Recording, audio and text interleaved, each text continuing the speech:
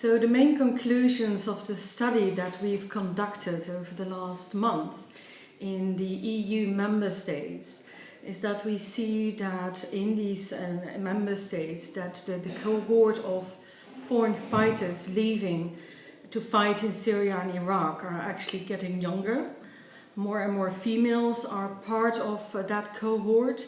We have an average of 17% of females. We also see that there is a larger proportion of religious converts that recently had changed in their beliefs to the Islamic belief.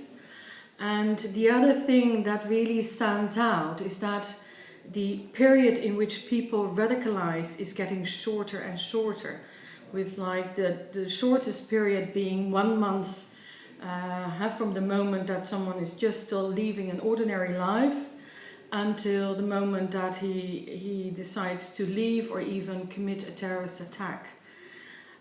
One of the other things that really is interesting is that from the groups that we monitored and tried to get into their motivational factors, their beliefs for making these choices, is that for quite a large group it's not so much the religious beliefs that is driving them in the first place, but rather the fact that they are futureless, they feel that they have no place in society, they feel marginalized, humiliated, discriminated upon.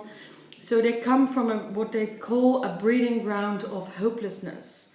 And it's in this vulnerable situation that others might approach them, recruit them, incite them with different beliefs and kind of bring them to this group that decides to leave or even radicalize to the point that they decide to commit attacks within Europe. And it's so in this later stage that the conviction, the ideology comes in. So one of our conclusions is that this is not so much a push factor from the beginning, but rather a pull factor later on in the process. And that's important to understand.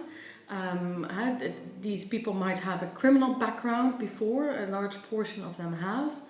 And so it also means something for the policy interventions that are needed to at an earlier stage intervene in these radicalization processes.